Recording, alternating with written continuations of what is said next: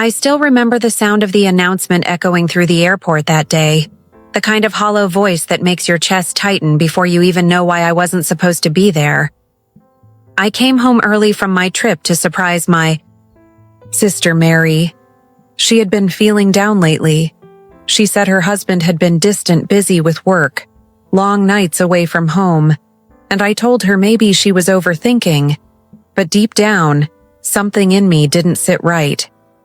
Then I saw him across the terminal, laughing with another woman, his hand resting on hers, his smile too soft, too familiar.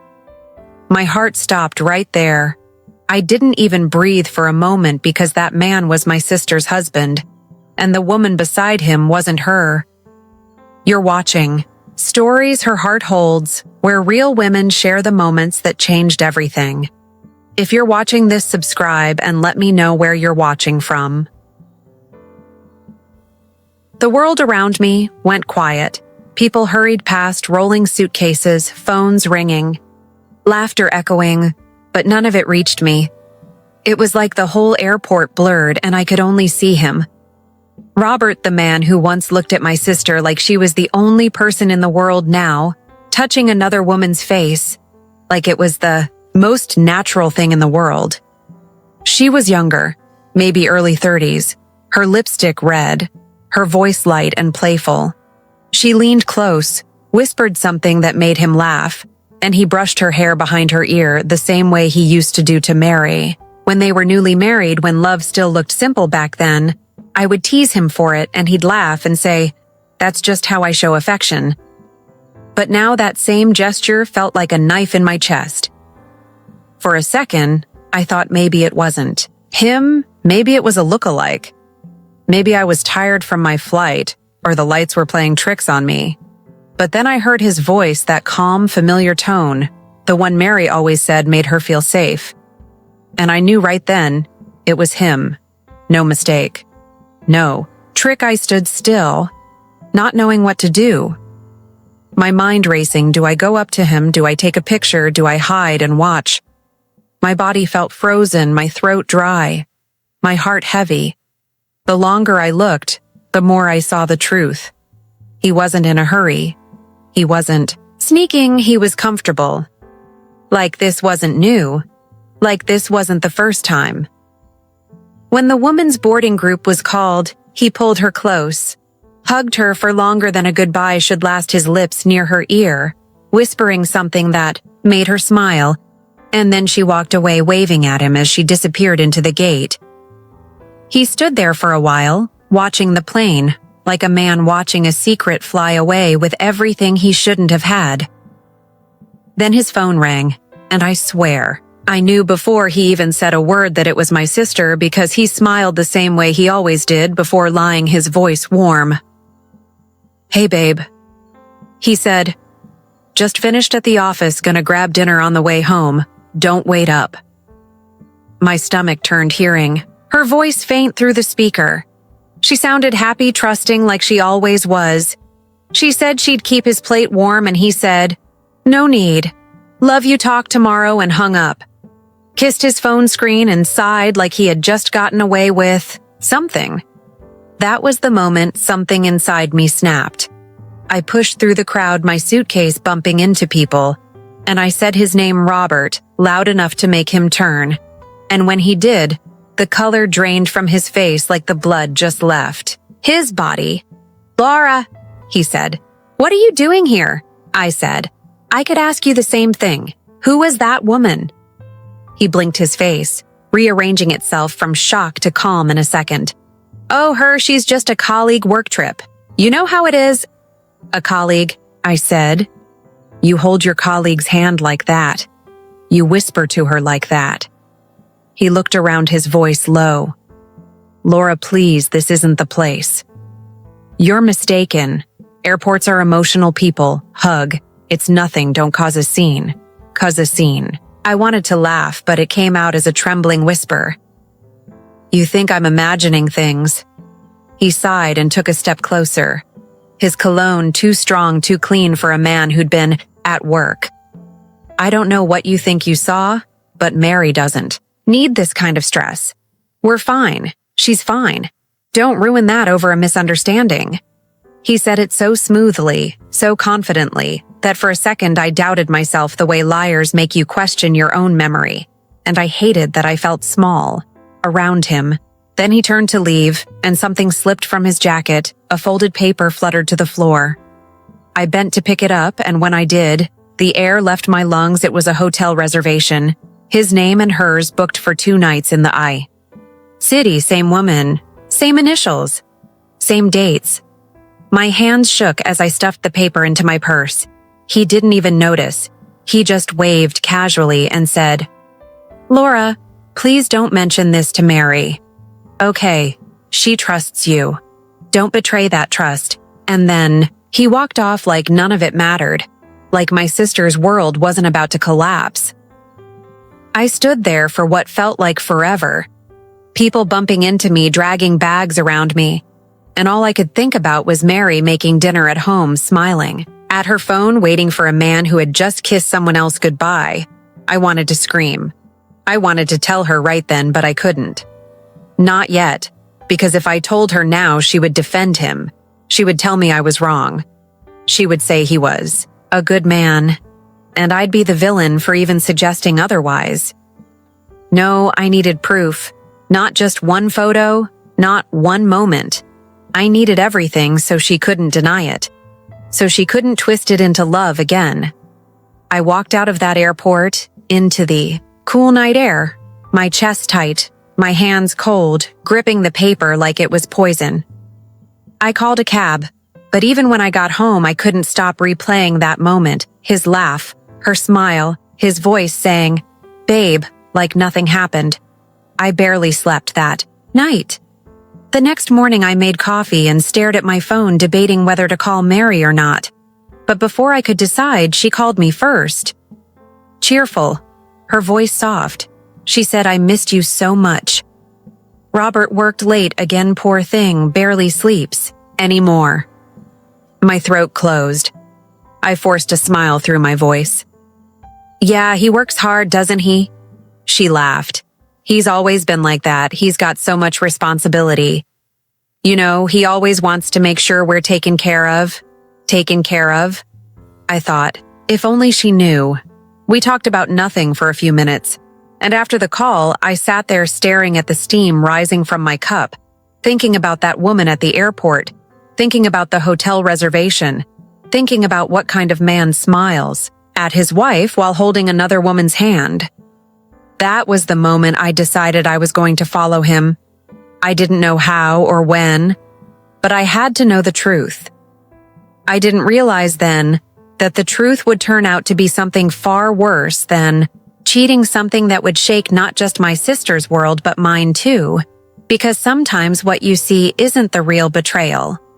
The real betrayal hides behind what you didn't see, and soon I was about to find out exactly what that meant.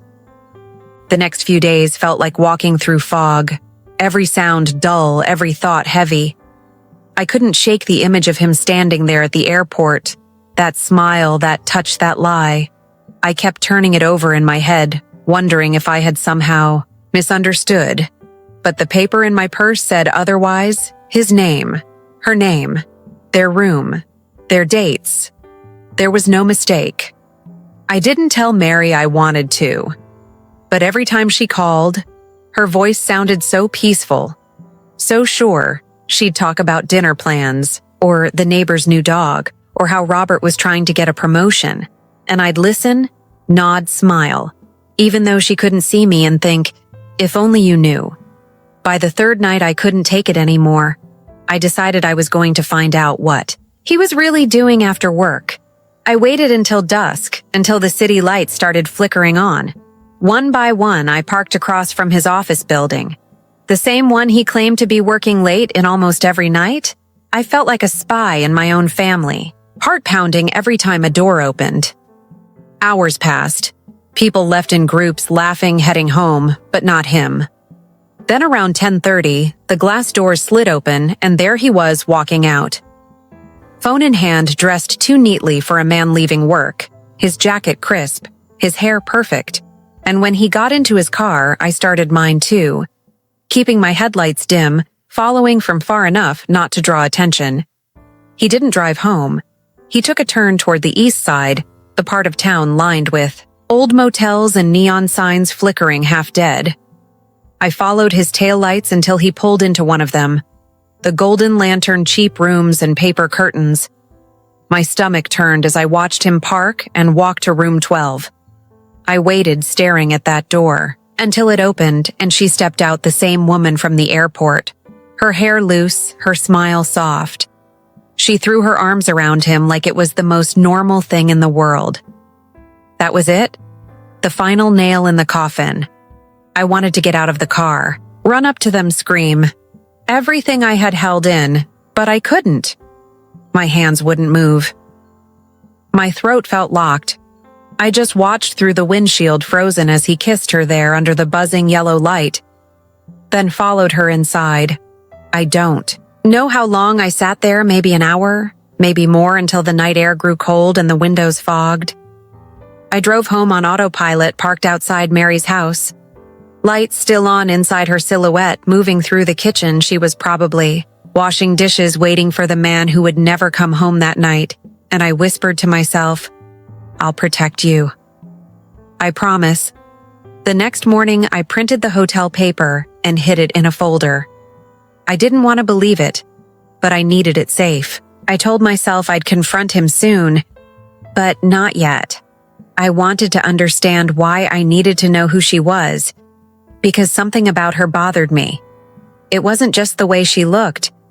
It was how comfortable she seemed, how certain, like she belonged in his world.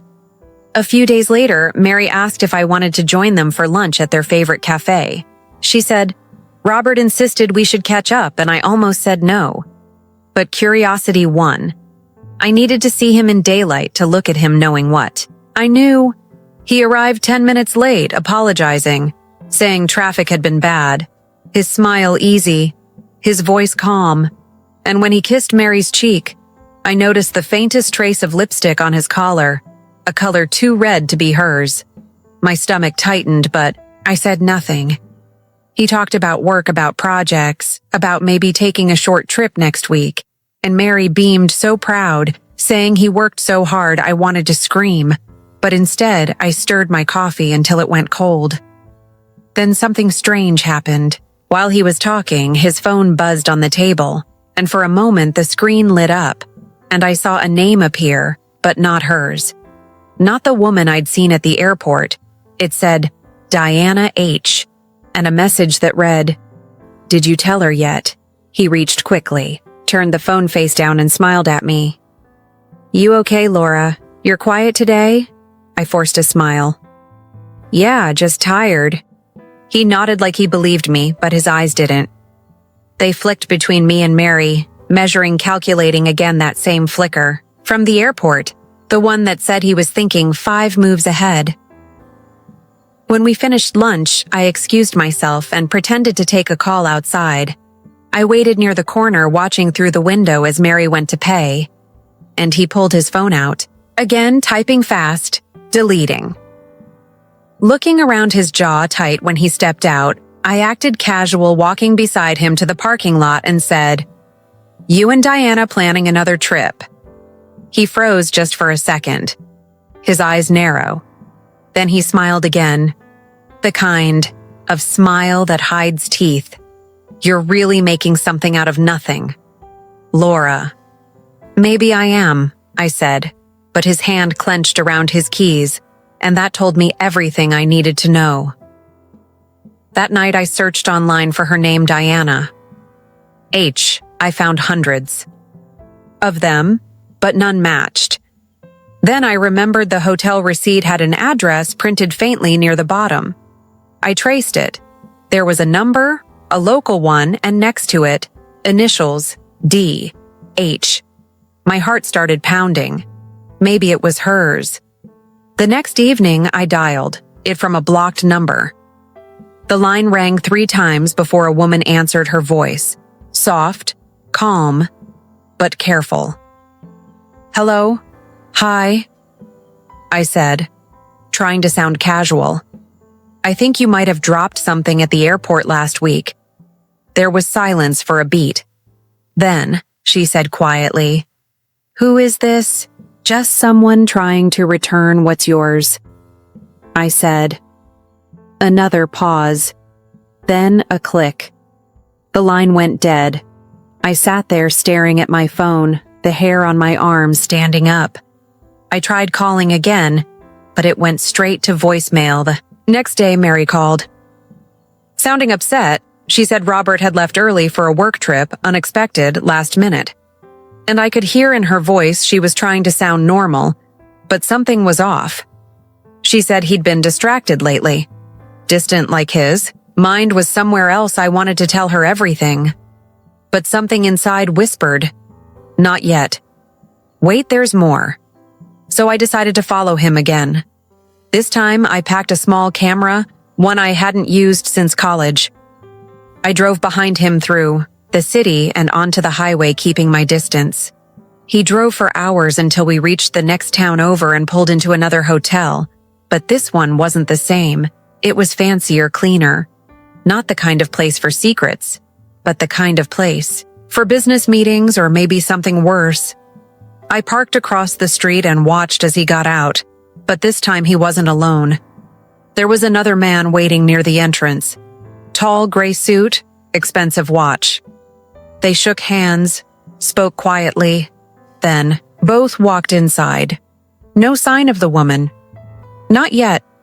I waited half an hour, then an hour until the second man left alone. Robert didn't come out. I started to think maybe I'd gotten it wrong. Maybe this was real work until I saw her step out of a taxi. Wearing sunglasses at night, she walked straight inside. No hesitation, no looking around. She knew exactly where she was going. I grabbed my camera, took a few pictures, my hands shaking, then drove away before anyone noticed I didn't know what to do with what I had. I couldn't make sense of it. It didn't look like an affair anymore. It looked like something else. Something organized. Something hidden. I didn't understand. Yet. The next morning I went to see Mary. She was folding laundry.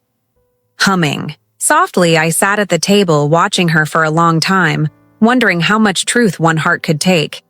She asked if I was okay, and I said, "Yeah, just tired." She smiled, said I should rest. But when she turned away, I noticed a small envelope on the counter, with Robert's handwriting on it. He never left notes, he always called, always texted. Something about that envelope made my stomach twist. I asked, "What's that?" She said, "Oh, it's just some documents for his insurance. He's been updating it lately, making sure everything's in order in case something happens. You know how careful he is. Insurance." My mind replayed the name Diana, the meetings, the trips, the hotels, and I felt cold inside. Something didn't fit anymore. That night, I took out the photos, spread them on my kitchen table. The airport, the motel, the fancy hotel, the receipt, the note, and slowly it started to form a picture, but not the kind I wanted to see. I wasn't looking at a man cheating on his wife. I was looking at a man hiding something else, maybe money, maybe business, something big enough to risk everything for. And the worst part, I had no idea that whatever Robert was doing, my sister was already tangled in it deeper than I could imagine. The next morning, I couldn't eat. I couldn't sleep. I just sat at the kitchen table staring at the photos, the receipts, the hotel bookings, wondering where it all led. I knew Robert was hiding something bigger than an affair, something that didn't just betray my sister, it betrayed everything about the life she thought she had. I had to know more. I decided to go back to that hotel, the one with the neon flickering outside like it was trying to warn me something. I parked a few blocks away and waited until dusk, the city around me buzzing with its usual hum. But I felt like I was on the edge of a cliff, my heart beating like a drum in my chest. When Robert arrived, he wasn't alone again. But this time the woman walked behind him. She didn't even glance around. She knew exactly where she was going, and the way he looked at her. The way he smiled was different than before. It wasn't just soft. It was calculating. I could see it in the way his shoulders tensed and relaxed, like a man who knew exactly what he was doing. I started following again, keeping distance this time, my camera ready to capture every move. But something strange happened. They didn't go to the rooms right away. Instead, they walked into the lobby where the clerk greeted them quietly. Robert handed over a folder, something thick and heavy, and the woman nodded. I couldn't see the contents, but I knew it was important. I followed them up the stairs, pretending to check my phone when they entered one of the rooms. The door closed behind them, and I heard a muffled voice. She said something I couldn't catch, and then laughter low and brief, but there was tension in it, like a secret only they knew. And I felt my stomach twist because I wanted to know what they were laughing about. I wanted to be able to tell Mary it was harmless, but I couldn't. It wasn't harmless. It was a code, a rhythm. I didn't understand yet. I left before they noticed me, driving through empty streets, thinking about what I'd seen and trying to piece it together.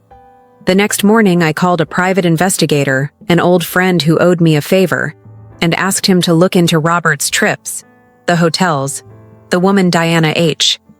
Anything that could give us a clue about what was really going on.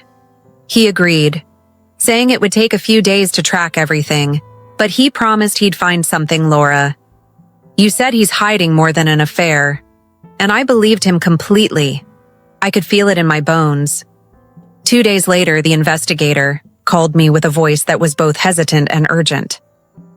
Laura, he said, I've found something you're going to want to sit down for this. There's more to Robert than you think. More than cheating. More than business. It's complicated. He paused. I took a deep breath. Please tell me, I said. He explained that Diana H. wasn't just a woman he was seeing. She was a liaison, a messenger for someone else. A series of meetings he'd been having across the state, some with her alone, some with other people, all connected to Robert's work, but not the kind of work Mary thought it was. It wasn't just office projects. It was investments, property, transfers, contracts, and something that sounded like money, moving through accounts that weren't supposed to exist. I felt my hands shake the more he spoke. I asked him why he'd never mentioned it, why he'd never told Mary, and he said that's what people do when they hide something big. They lie. They keep the story simple until the picture is too complex for anyone to understand. I hung up and stared at the ceiling, the room spinning around me, my mind racing.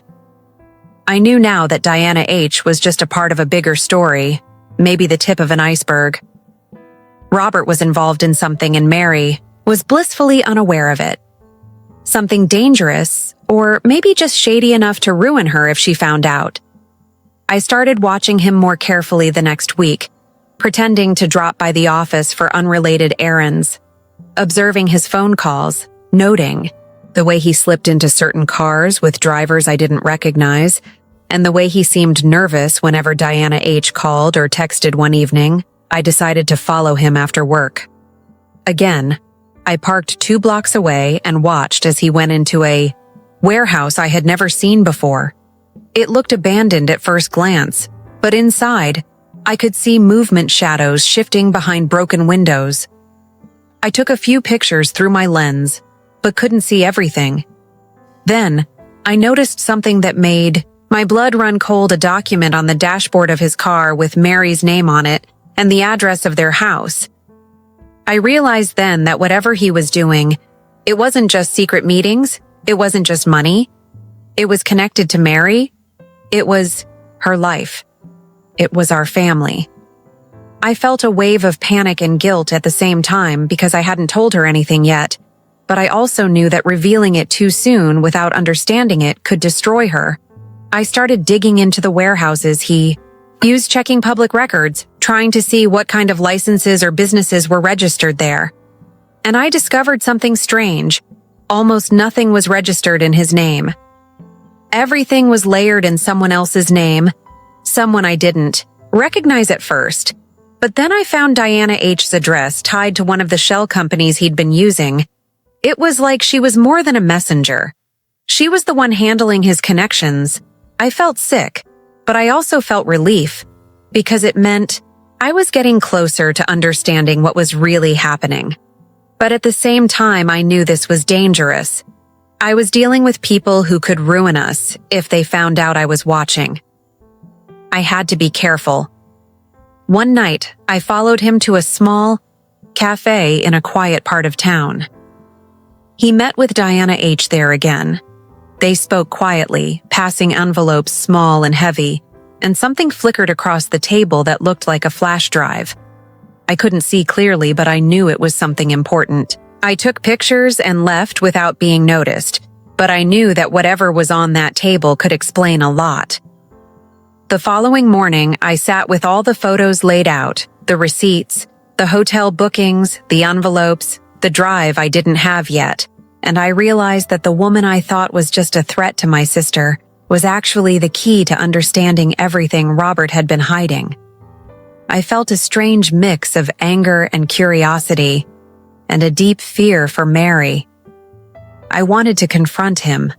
I wanted to scream and demand answers, but something inside told me wait, until I had everything, until I knew who Diana H really was, because whatever he was doing, he had planned it long before I even suspected it. And that's when I made a decision. I would get the truth from her. If I couldn't get it from him, I would confront Diana H. And I didn't know what I would find, or if I would survive it, but I knew I had no choice. Mary's life, her happiness, her trust was at stake, and I would not let it be destroyed by lies.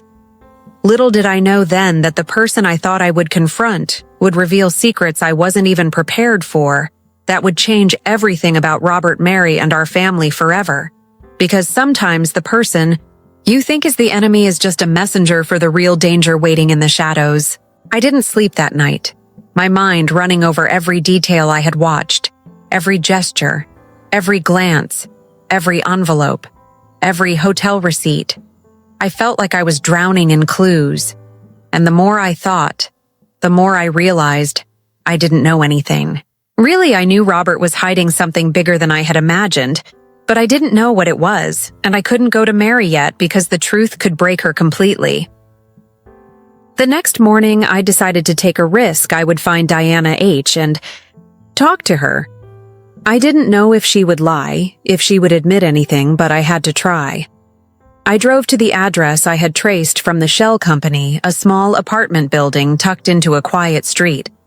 She lived on the top floor, a number 12. On the door, I parked far away, pretending to make a call, and watched. Hours passed. Nothing. I debated leaving, but then a car pulled up, sleek, black-tinted windows, and she stepped out wearing sunglasses at noon like she was hiding from the sun, and everyone else I followed her slowly, careful not to draw attention. She walked into a cafe I had seen her at before her phone, out her movements, precise and deliberate, like she was used to being watched. I ordered a coffee and sat at the corner watching her every move, her fingers tapping the table, checking her phone, her eyes scanning the street, and I felt my heart race because she was smart. She was careful, but she wasn't invisible, and I knew I needed to speak to her. Finally, I left my table and approached her. I tried to look casual, just another customer asking for a sugar packet. But as I drew near, she looked up, her eyes sharp, calculating in seconds. She knew I was there. And I froze because she didn't flinch or panic. She just smiled, slightly the kind of smile that makes you question what you know. "Hi," I said, my voice steady. "You must be Diana." "H," she nodded slowly. "Yes, and you are Laura." I felt my stomach drop. "How do you know my name?" she asked lightly, almost teasing. I took a deep breath. I said, "I've seen you with Robert at the airport and at the hotels. I have photos and receipts, and I want to know what's going on." She laughed softly, almost musical, like it was a joke. She leaned back in her chair, her sunglasses sliding down her nose her eyes cold and assessing. "You're very brave coming here alone." "I like that." She said, her tone casual, but her meaning heavy. I forced myself to sit down. I said, "I'm not here to play games. I want the truth. I need to know why he's doing this, what he's hiding, and why it involves you." She studied me for a long moment, then leaned forward and whispered low enough for only me to hear, "It's not what you think, Laura, and it's not my secret. It's his." She paused, then continued, "But you don't know the half of it, do you?" I shook my head no, and my pulse quickened. "What do you mean?" she asked lightly.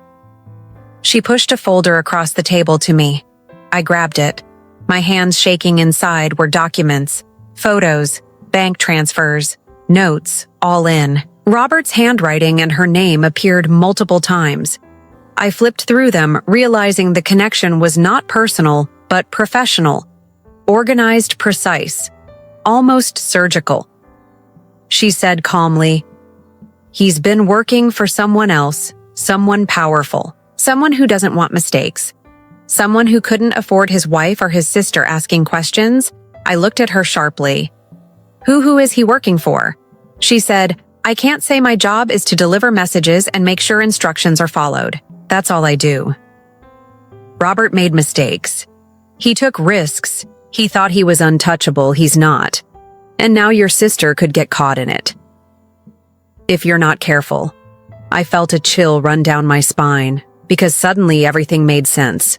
The hotels, the envelopes, the flash drives, the meetings, the secrecy. It wasn't just infidelity. It wasn't just money. It was something bigger, more dangerous than I could imagine. I said, "You have to tell me everything." She shook her head. "No, Laura, I can't, but I can show you some things." She handed me a small flash drive. I hesitated, then slid it into my pocket. She said, "If you go through this, you'll understand a lot. But be careful. People notice things like this. And if Robert finds out, you know what will happen." I left the cafe, my hands shaking, my heart racing, every street a blur, every pedestrian a shadow. I drove home slowly, thinking about what I had just learned. She wasn't the enemy. Robert was hiding a world I had no idea existed, and Mary was in it unknowingly. That night, I sat at my kitchen table, my laptop open, and plugged in the flash drive. My eyes widened at the files inside, contracts, spreadsheets, bank accounts, photographs of Robert meeting people in anonymous places, notes detailing transactions and dates. It was meticulous. It was organized. It was illegal. My stomach turned as I realized Robert wasn't cheating for pleasure. He was cheating for survival. He was hiding from someone with power, someone who didn't care. If Mary got hurt, or if our family fell apart, he was dancing on a knife edge, and I had just stepped into it. I stayed up all night poring through every document, every photo, every note, trying to understand it all. And by dawn, I had a clear picture. Robert was deeply involved in something illegal, something dangerous, and he had used Diana H. as his link, his messenger, his safeguard, someone he trusted to follow instructions and keep secrets. The problem was, Mary had no idea Robert wasn't the man she thought he was. She had no idea her husband's late nights weren't just work. She had no idea he had layers. She had no idea he had risked everything for something she couldn't see, and I knew if I didn't act carefully, she would be the one paying the price. I realized then that confronting Robert directly was not the solution. Not yet. I needed proof. I needed understanding. I needed to know who he was really working for before I could protect my sister. Because once this spiral started, it wouldn't stop, and no one would come out unscathed. The next days were a blur. I followed him more closely. Now I had the flash drive. I had Diana H.'s hints. I had every clue I could gather. I tracked his movements, his late-night trips, the coded messages he exchanged, and I realized that every move he made was calculated. Every step, choreographed to hide the truth from Mary, from me, from anyone who might look too closely. And that's when I understood the first shocking twist, Diana. H wasn't the other woman. She wasn't there to steal Robert. She was a messenger, a link, a partner in the secrecy. A piece of a puzzle my sister didn't even know existed yet. And Robert had hidden it all behind lies, simple gestures, and careful smiles. I knew then that uncovering the rest of the truth would be the hardest thing I had ever done, because it wasn't just about betrayal. It wasn't just about lies. It was about survival, danger, and secrets so deep they could destroy anyone who got too close. The next morning, I felt like I was living in two worlds. One world where my sister laughed in her kitchen making breakfast like nothing was wrong, and the other world where Robert was a stranger hiding secrets in plain sight the longer I thought about it, the heavier the weight on my chest became. I knew I couldn't wait anymore. I had to dig deeper. I started by going through every file on the flash drive again, taking notes, names, places, numbers. Every detail mattered every time Robert left. The house, every meeting Diana H. attended, every hotel stay, every receipt. Everything was a thread I needed to follow, and I couldn't afford to lose any of them. It was hours into the night when I noticed something I hadn't seen before: a pattern. In the transactions, dates repeated every 3 weeks, certain locations always involved, and always the same people listed in cryptic notes. Initials only, sometimes crossed out, sometimes underlined. I realized Robert wasn't just working for someone. He was working for multiple people, coordinating something bigger than a person could handle alone. I printed everything I could find, laid it all out on my kitchen table: photos, contracts, receipts, messages, and I started mapping it out on a calendar, a board, a system I made for myself. Each dot, a meeting; each line, a transfer; each color, a different player. It was complicated, it was messy, and it was dangerous. But I had to understand it all. The next morning, I went back to the warehouse district, the place Robert had used before following him from a distance. I saw him meet with a man, taller, older, someone who looked important, the kind of man who didn't need to explain himself, someone who radiated authority. I couldn't hear the conversation, but I could see the gestures, the way Robert handed over a folder, the way he nodded and then left quickly. I took pictures and followed him again. He drove to a small suburban area I had never been to before and parked at a plain house. I watched him go inside, and when he came out an hour later, he wasn't alone. He had papers in his hand, and he met a younger man at the curb who took them without a word. They exchanged a brief glance, and Robert left. I followed the younger man discreetly and realized he was connected to a series of shell companies Diana H. had handled months before. I started connecting dots. I traced bank accounts. I called the investigator. I asked questions. I dug through property records every step of the way, and the more I found, the more I realized Robert wasn't just involved in shady business. He was a pawn in a larger game, a game I didn't understand yet, a game that could hurt Mary if I wasn't careful.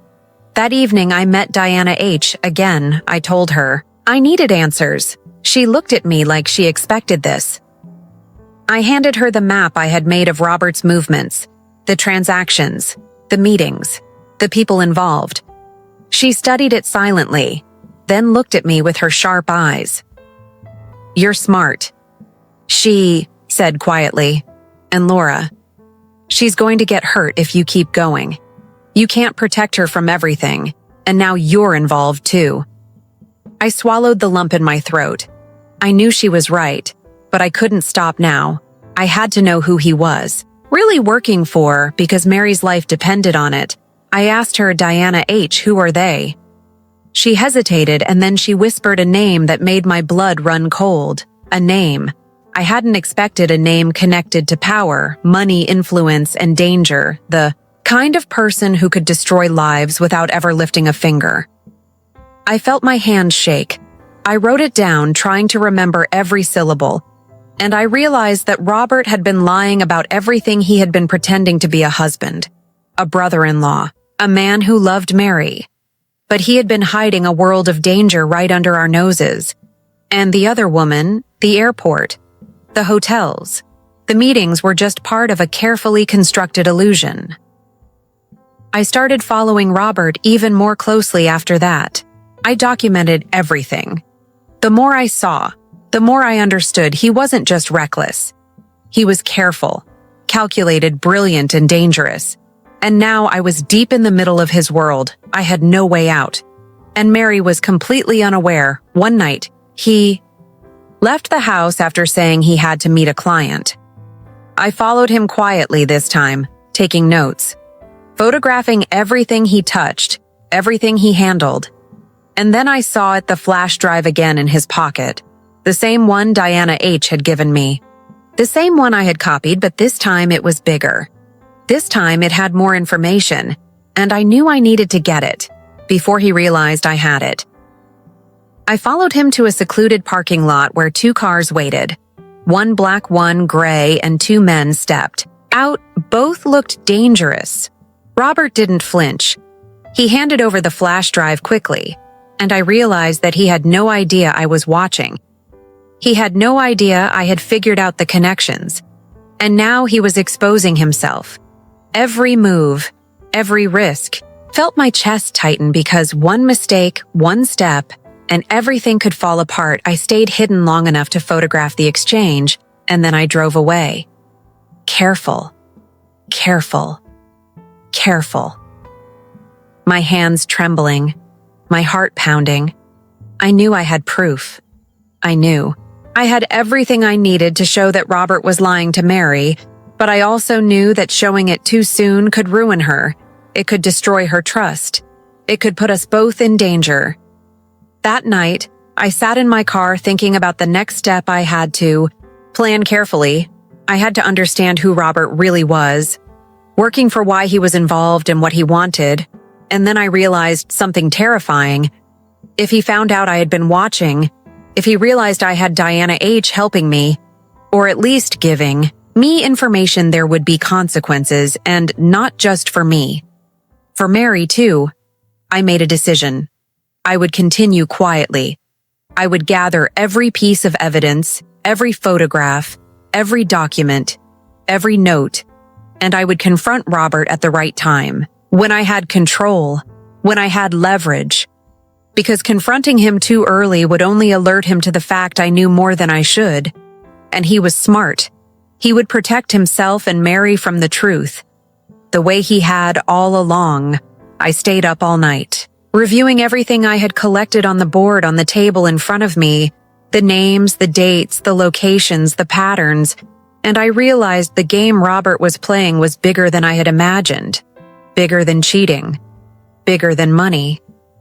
It was control, influence, secrets that reached far beyond our family, and now I had become a part of it. And that's when I understood that the next steps would be the most dangerous, the most critical, because one wrong move and everything I cared about could be gone. Mary could be hurt, and I could be too. And I realized that uncovering the rest of the truth wasn't just about betrayal. It was about survival and protection, and making sure the person I loved most didn't get destroyed by someone she trusted with all her heart. I couldn't sleep that night, my mind racing every scenario, every risk, every word Robert could say, every lie he could try to twist into something believable. I kept thinking about Mary in the kitchen humming softly, waiting for a man who was living a secret life.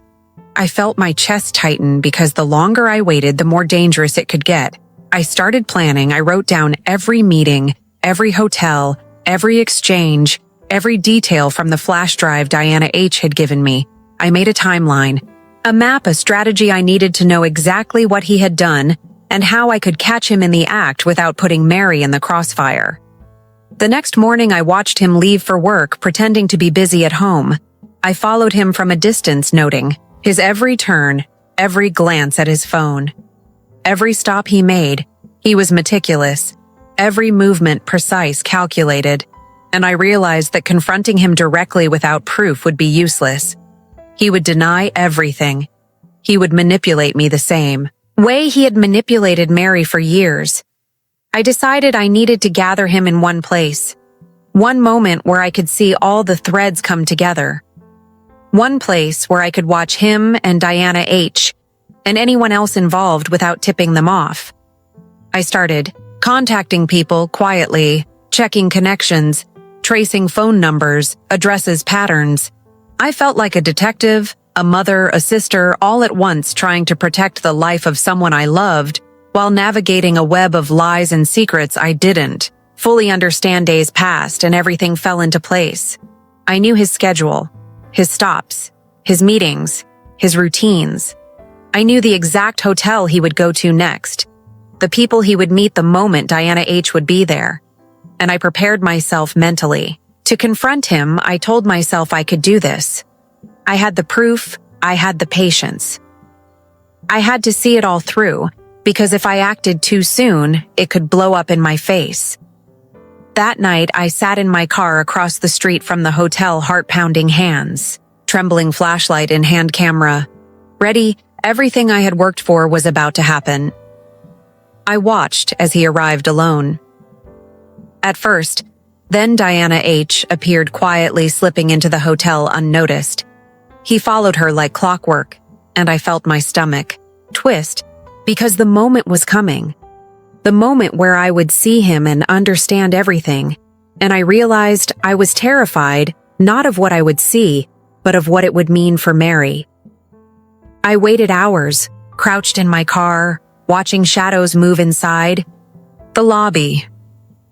Finally, he emerged carrying a folder heavier than usual.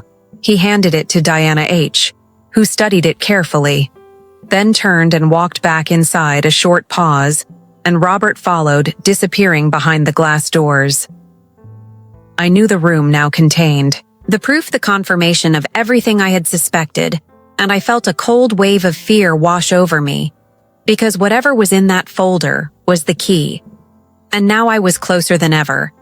I drove away, slowly pretending to make a phone call, and called Diana H.'s number from a blocked line. I said, "We need to talk," she said flatly. "I know," I said. "I have proof. You can't ignore." She hesitated, then said quietly, "Meet me at the cafe near the corner in 30 minutes. I agreed and drove there, slowly, heart racing, thinking about how close I was to everything unraveling. When I arrived, she was already there, sitting in the corner sipping coffee. Her eyes sharp as ever, she said calmly, "You're playing a dangerous game." I said, "I know, but it's bigger than danger. It's about Mary. It's about Robert and the lies he's been hiding."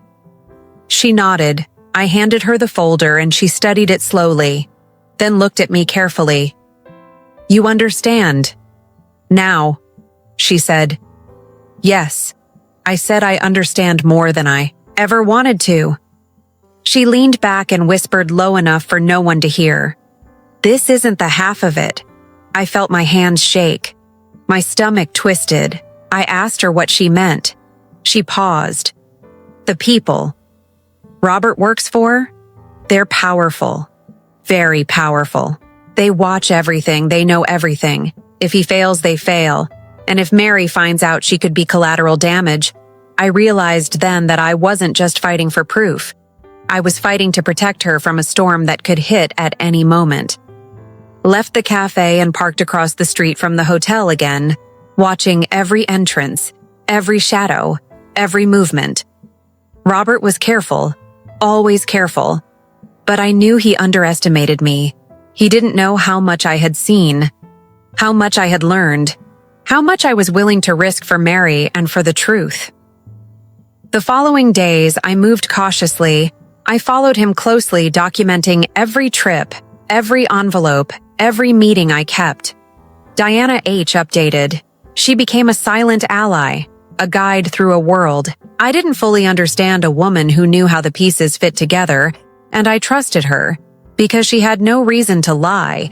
She was just part of the machinery Robert had created, and I needed her to help me catch him one night as I followed him to yet another hotel. I realized he had noticed something I hadn't expected. His eyes flicked toward the rearview mirror. His posture shifted slightly, and I knew the game was changing. He was aware of eyes on him.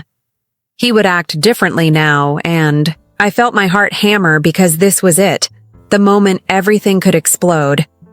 I parked across the street, pretending to check my phone, and watched him enter with Diana H., carrying the usual folders but also a small envelope tucked in his jacket. I watched every step, his careful hand gestures, the way he talked quietly to her. And then I realized I had to act. Now I couldn't wait any longer. I had to confront him before he realized just how close I was. I slipped out of the car, approached the hotel quietly, and tapped him on the shoulder when he turned. His eyes narrowed. And then he smiled, that calm, knowing smile, as if he had expected me. I said, "Robert, we need to talk," he said in that smooth voice. "We're not in the place for this." Laura and I realized right then he knew I had seen too much. I took a deep breath. I said, "I know about Diana. I know about the meetings, the envelopes, the hotels, everything." His face didn't change. He just nodded slowly, like he had been waiting for this moment all along. Then he leaned in and whispered quietly, "You have no idea what you're getting yourself into." And that's when the first explosive twist hit me, because the truth he revealed next would change everything I thought I knew. About him, Mary, and our family. I froze when he whispered those words. His eyes calm, his posture steady, like a man who had rehearsed this moment 1,000 times. I wanted to ask what he meant, but the words stuck in my throat. Instead, I just stared at him, my hands shaking, heart pounding. Then he leaned closer and said quietly, "Laura, you don't understand Diana. H isn't just a messenger. She's part of the reason we're alive and the reason your sister has a life worth protecting." I felt my stomach twist because suddenly, everything shifted. The hotel, the meetings, the flash drives. It wasn't just about money. It wasn't just about secrets. It was bigger than anything I had imagined. He explained slowly, cautiously, the kind of calm that made my blood run cold. Robert said that months ago he had gotten involved with people who claimed to be helping him secure a future for Mary, for the family. But it turned out they weren't just investors. They were dangerous people. People who dealt in threats, manipulation, things that couldn't be undone, and if he failed, anyone connected would pay a price. I tried to speak, but he raised a hand and said, "Don't interrupt. Listen, Diana. H has been helping us stay one step ahead, keeping everything contained. She's not the enemy. She's the one keeping Mary safe all this time. He had been hiding the truth to protect her, to protect me."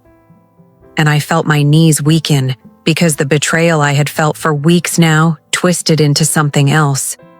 Confusion, fear, and relief. All at once, I asked him then, why lie? Why make it look like an affair? Why go to hotels? Why leave traces? He looked at me with eyes steady and unwavering, because he said if Mary knew the truth, she would be scared. She would panic. She wouldn't understand the danger. She would be at risk, and he couldn't risk it. He had to keep appearances even if it hurt someone she loved. I felt tears prick my eyes because suddenly the puzzle pieces shifted in my mind. The woman at the airport, the hotels, the flash drives, the meetings. It had never been about betrayal. It had been about protection. Every step Robert had taken was calculated. Every move designed to keep Mary unaware and safe. Every envelope, every coded message, every meeting was a shield. I said, softly, "I don't know if I can believe that," and he nodded slowly.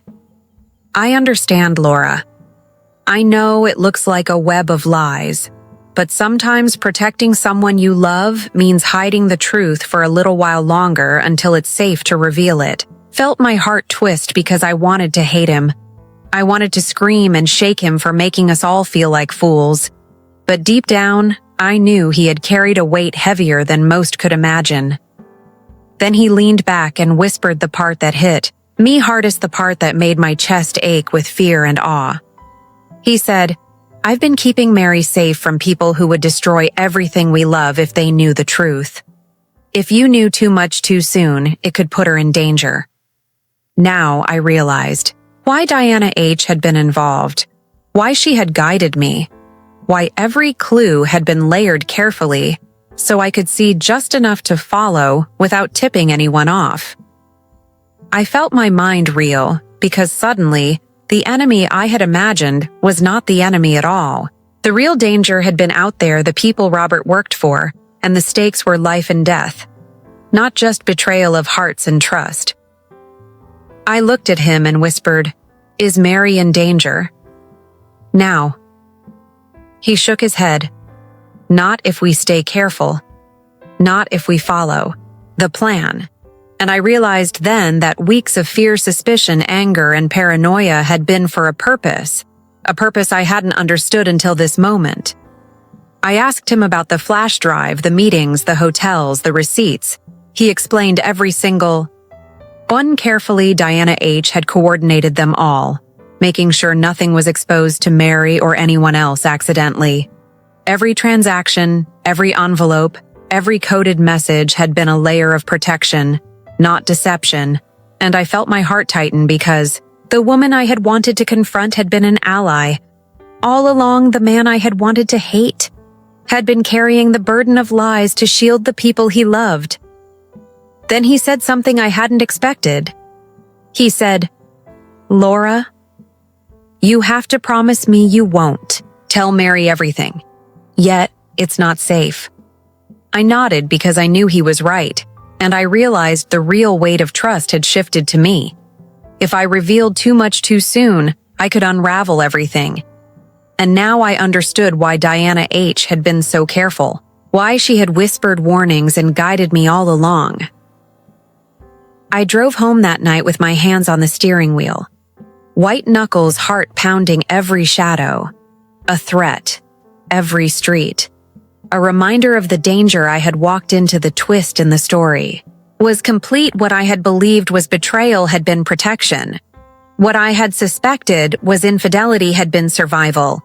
And what I had thought was danger to my sister had been a shield all along. When I walked into Mary's house, she greeted me with a smile, oblivious to the storm of secrets swirling around her.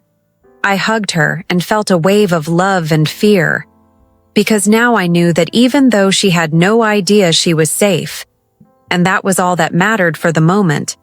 I realized that uncovering the truth wasn't about exposing lies. It was about understanding them and using them to protect the people I loved. That night, I sat alone thinking about everything Robert had revealed, the weeks of fear, the nights of surveillance, the moments of doubt, the meetings, the hotels, the envelopes. And I realized that the story I had believed for so long was not the story at all. It was a fragment, a shadow of the truth. The real story was one of protection, sacrifice, and secrets kept to shield the people who mattered most. I finally understood that the twist in the story wasn't just Robert's secrets. It was the realization that what looks like betrayal can sometimes be love in disguise. What looks like lies can sometimes be protection. And what feels like danger can sometimes be the path to safety.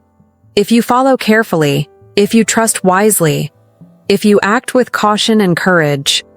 I knew then that the next step would be delicate, careful, calculated, because the truth had layers. I hadn't imagined, and revealing them too soon could unravel everything. But I also knew I couldn't turn back now, because I had walked too far, followed too closely, seen too much. And now I was part of the story, the one who had to navigate the secrets and protect the people I loved most. And as I sat there thinking about everything, the twist, the revelations, the danger, the protection, I whispered to myself, I'll do this for Mary. I'll do this for the truth. And I'll do this for myself. Because sometimes The hardest part of love is understanding that the people you trust the most are carrying burdens you cannot see. The next morning, I woke early, heart heavy, but determined. I knew I couldn't wait any longer. The pieces of the puzzle were falling into place. The flash drives, the envelopes, the hotels, the meetings. Everything pointed to a delicate truth that had to be handled carefully because Mary's life, her happiness, everything we had depended on the way I moved next. I called Diana H. We met at the cafe. Like before she arrived, quietly sat in the corner watching me as if she could read my thoughts. I laid out everything I had seen, every document, every receipt, every transaction, and asked her the questions I hadn't dared ask Robert, the ones I needed clarity on because the stakes were too high for assumptions. She nodded slowly, listening before speaking softly. Laura, you've done well. She said you understand more than most.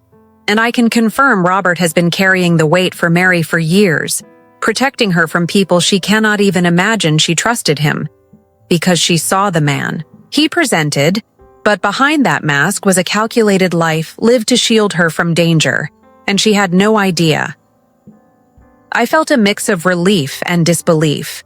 The woman I had feared the enemy was part of the safety net. The man I had wanted to confront was carrying burdens I hadn't known existed.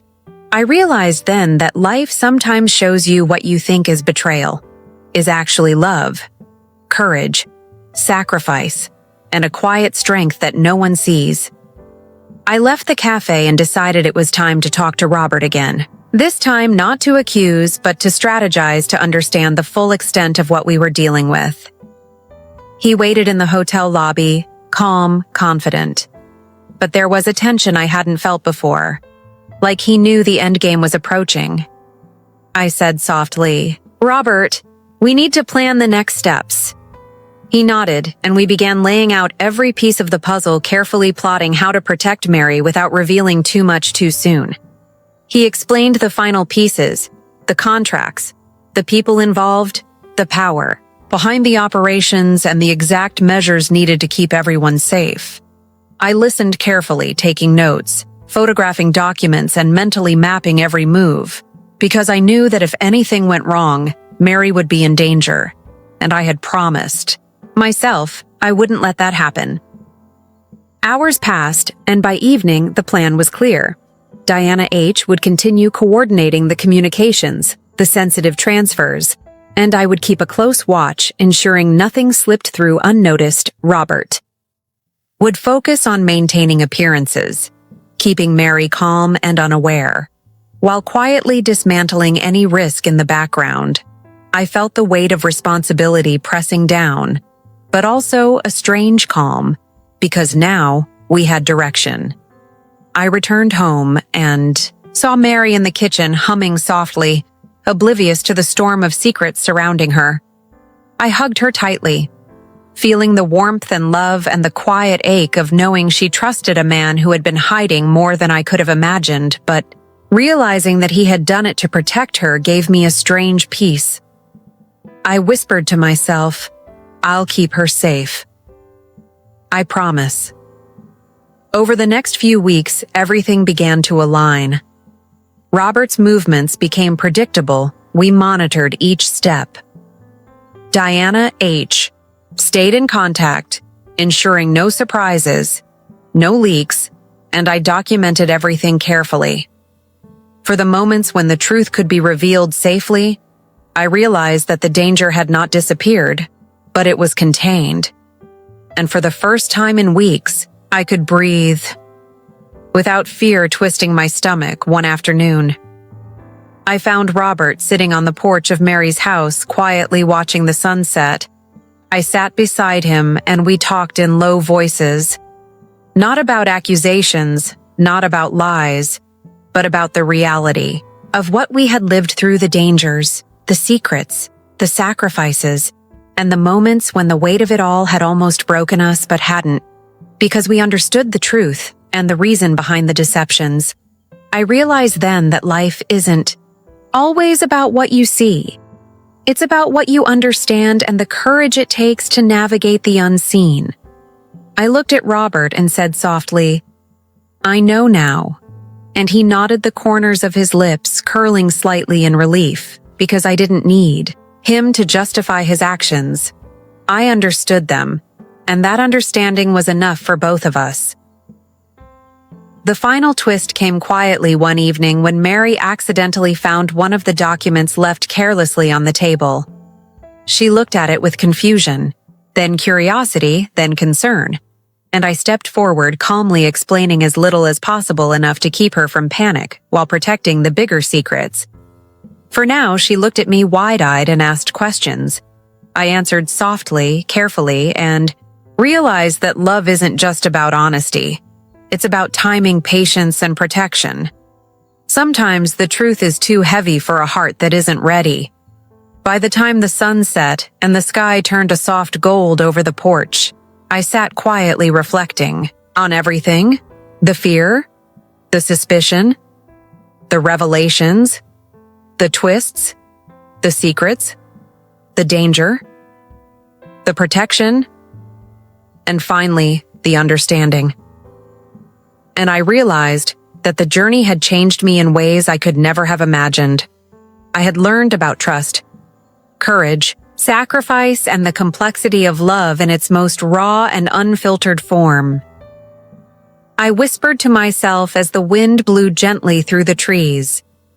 This is the story I will carry with me always, because sometimes the people you think are betraying you are actually protecting you.